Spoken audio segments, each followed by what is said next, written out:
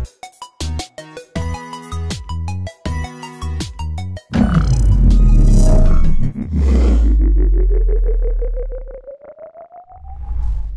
semuanya, balik lagi sama gue, Luis di Kerengetek.id. Jadi di video kali ini gue akan ngebahas soal Keychron, sebuah merek mechanical keyboard yang project awalnya itu dimulai dari Kickstarter dan sampai sering berjalan waktu udah cukup besar dan udah bisa kita nikmatin semua produknya, dan bahkan di Indonesia sendiri sampai udah ada distributor resminya, dan ya akhirnya udah bisa kita nikmatin dan udah bisa gue pegang di belakang gue sekarang ini.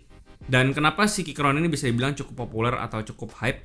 Alasannya mungkin karena yang pertama, si Keychron ini tuh fokus ke produk keyboard mechanical wireless, lalu punya beberapa layout yang unik dan juga compact. Lalu mungkin karena secara estetik itu Keychron punya desain atau colorway yang cukup minimalis, jadi mungkin itu alasannya kenapa orang-orang banyak suka dengan colorway atau desain dari keycap pilihannya si Keychron ini. Dan kebetulan di belakang gue sini udah ada Keychron K2, K4 dan juga K6. Dan langsung aja gue bahas apakah keyboard dari Keychron ini cukup bagus atau enggak. Oke, tapi sebelum gue mulai, gue mau ajak kalian dulu untuk subscribe channel ini, karena kedepannya gue masih akan nge-review barang-barang yang keren lagi. Dan jangan lupa untuk nyalain lonceng di bawah supaya nggak ketinggalan notifikasi dari channel ini. Oke, jadi kebetulan gue berkesempatan untuk nge-review Keychron K2, K4 dan juga K6. Ini mana semua keyboard ini masing-masing harganya ada di range 1 jutaan ke atas. Dan seperti yang kalian bisa lihat semua, kalau misalkan di K2, K4 dan juga K6, perbedaannya itu cuma dari segi layoutnya aja. Kalau K2 itu punya layout 75% atau punya total kurang lebih 84 sampai 87 key. Jadi punya total jumlah key yang kurang lebih sama dengan keyboard TKL.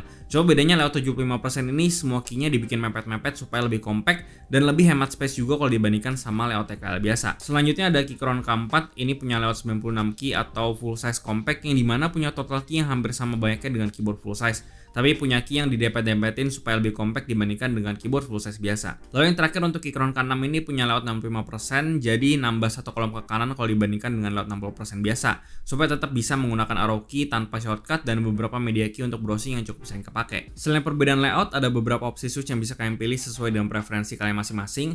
Lalu ada opsi single LED dan juga RGB, ada opsi frame aluminium yang bisa kalian pilih yang nanti akan gue bahas juga. Ada pilihan keycap PBT, tapi sayangnya itu cuma baru ada di K4 aja. Dan ada opsi hot swap juga yang bisa kalian pilih supaya kalian mau ganti switch itu lebih gampang. Harganya juga beragam tergantung dengan pilihan switch, frame, RGB, dan lain-lain. Dan supaya lebih mudah, kalian bisa cek aja link pembeliannya, akan gue taruh di deskripsi. Oke, yang pertama untuk desain sepertinya nggak ada yang bisa gue bahas karena desain dan segala macamnya ini kurang lebih memang sama semua dan cuma beda di layoutnya aja. Lalu untuk masalah colorway itu balik lagi ke preferensi masing-masing. Cuma memang desain dari Keychron ini memang kelihatannya minimalis banget karena colorway-nya juga nggak mencolok. Jadi harusnya bakal match-match aja di setup kalian. Selain itu aksen orange yang ada di escape itu juga bagus aksennya dan bikin keyboard ini nggak terkesan ngebosenin kalau cuma warna abu doang. Tapi kan selalu bisa ganti ke abu juga karena kita udah dapat spare dari bawaan keyboard ini. Untuk masalah build quality, gue rasa semua lineup yang gue pegang ini mulai dari K6 yang paling pendek dan sampai K4 yang paling panjang pun semuanya fine-fine aja, nggak ada flex sama sekali meskipun case-nya itu dari plastik. Oh iya, dan perlu kalian ketahui juga kalau versi frame aluminium dari Keychron ini bener-bener frame-nya aja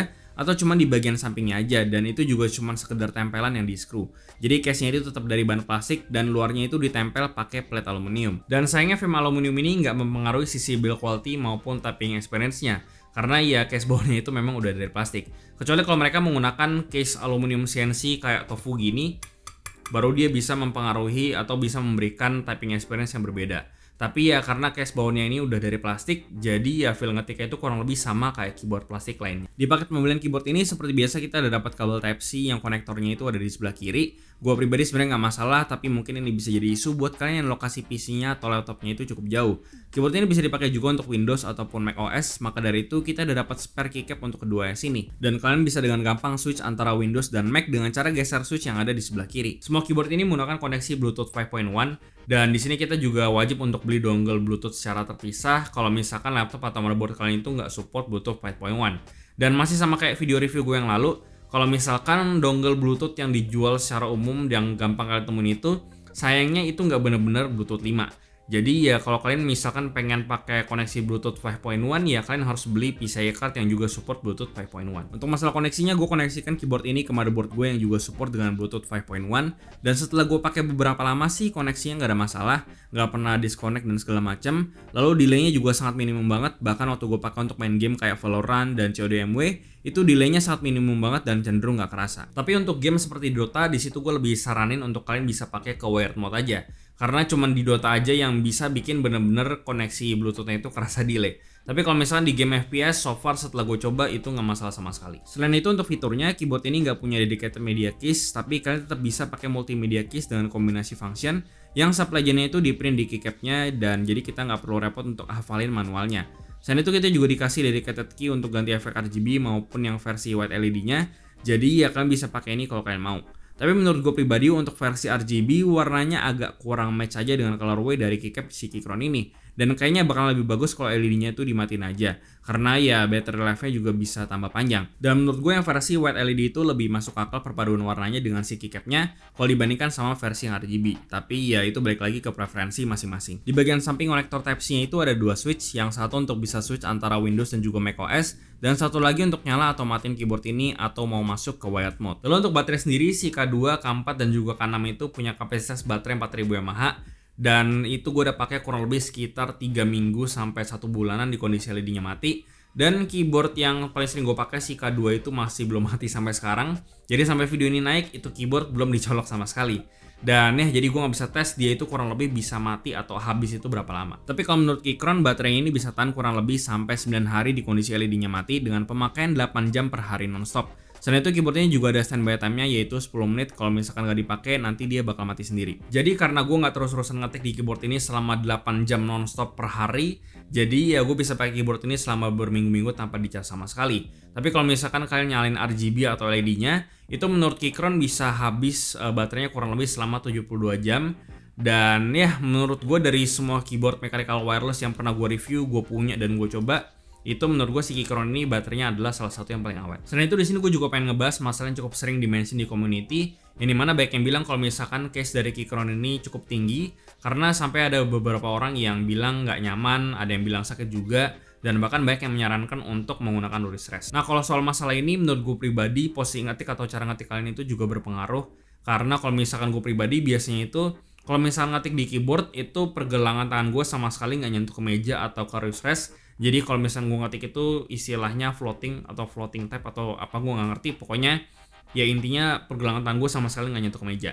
Dan untuk masalah tinggi, menurut gue si Keychron ini case-nya cukup standar kalau dibandingkan dengan keyboard-keyboard lain, contohnya kayak N Pro 2, VX64, lalu bahkan Tofu itu juga tingginya sebenarnya kurang lebih sama. Selain itu posisi ngetik dengan pergelangan yang nyentuh ke meja atau wrist rest itu juga nggak set untuk pergelangan tangan, karena bisa menyebabkan yang namanya carpal tunnel syndrome yang udah gue alamin juga. Kalau misalkan dulu itu gue bisa kena ini karena posisi duduk gue salah, posisi ngetik gue salah, cara ngetik gue salah, cara megang mouse gue juga salah, dan waktu itu kursi gue juga atau tinggi kursi gue itu salah juga. Tapi itu nggak mungkin gue bahas di video ini semuanya karena nanti bakalan kepanjangan.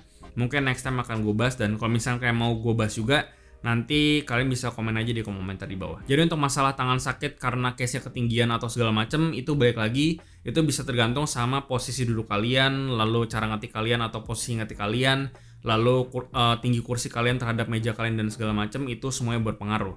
Jadi ya kalian harus perhatiin hal itu juga. Untuk keycapsnya di sini Keychron menggunakan bahan ABS plastik yang menurut gua kualitasnya sangat decent banget, karena ABS plastik kayak gini kedepannya bakal gampang shine. Tapi untungnya di sini kalian tetap bisa ganti capnya karena stemnya itu menggunakan MX stem, dan Keychron juga ngejual secara terpisah keycap PBT-nya kalau kalian kepengen juga. Dan untuk keycap profile-nya di sini mereka menggunakan cherry profile, dan overall untuk posisi ngetik dan segala macamnya gua rasa nggak ada masalah sama sekali. Oke, jadi kebetulan di 3 keyboard yang gue pegang sekarang ini menggunakan switch yang beda-beda. Untuk yang kedua itu menggunakan gataran brown jadi tactile switch. Lalu untuk yang keempat itu menggunakan switch gataran red linear, dan untuk ke-6 itu menggunakan gataran blue clicky. Tapi yang gue pegang ini semuanya bukan versi yang hot swap, dan setahu gue yang ada pilihan hot swapnya itu baru ada di versi ke-6-nya aja. Jadi ya kalian bisa pilih sesuai dengan preferensi kalian masing-masing aja switch mana yang kalian suka. Untuk feel sendiri yang pertama untuk gataran brown yang ada di K2, ini menurut gue feelnya udah seperti feel yang kurang lebih sama yang ada di gataran brown yang udah pernah gue coba. Tapi di sini gue agak sedikit bingung karena gataran brown yang gue tahu itu biasa punya feel yang tactility-nya itu lebih tipis dan lebih smooth dibandingkan dengan yang ada di K2. Dan tentunya hal ini juga gue temukan di keyboard baru lainnya kayak di VX64 yang kemarin. Jadi sepertinya memang batch dari gatarannya beberapa waktu ini memang lagi kurang bagus saja, atau gimana gue juga kurang ngerti. Lalu untuk gataran red yang ada di K4, di sini gue nggak ada komplain sama sekali. Semua switch linear stock memang rata-rata scratchy semua dan gatarannya tergolong ringan kalau dibandingkan sama CRMX red dan red switch lainnya.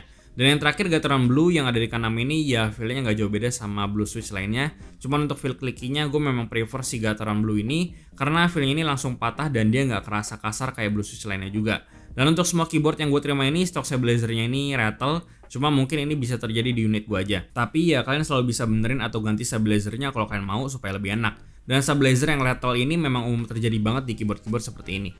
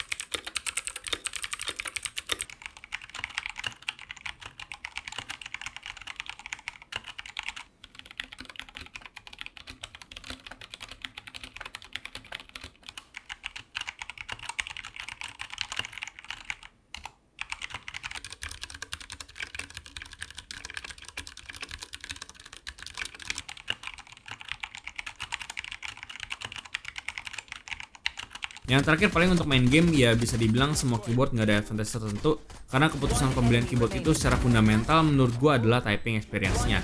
Dan masalah typing experience sendiri, karena preferensi gue adalah tactile switch, jadi ya jelas gue akan lebih suka yang menggunakan Gateron Brown.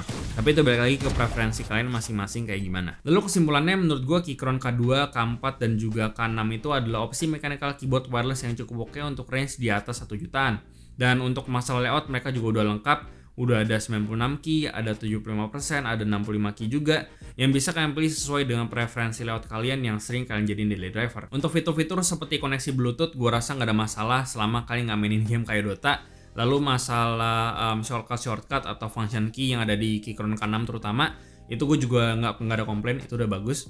Lalu masalah baterai juga gue rasa dari semua mechanical keyboard wireless yang gue punya, sepertinya cuma si Keychron ini aja yang baterainya itu paling tahan lama. Lalu yang terakhir untuk opsi customisasi seperti ganti plate ataupun terutama case, itu sepertinya bakal sulit karena si Keychron ini punya layout atau punya posisi konektor USB yang ada di sebelah kiri dan juga punya beberapa switch. Jadi mana case-case aftermarket itu sampai saat ini sepertinya nggak ada yang jual atau bikin yang layoutnya itu seperti si Keychron ini.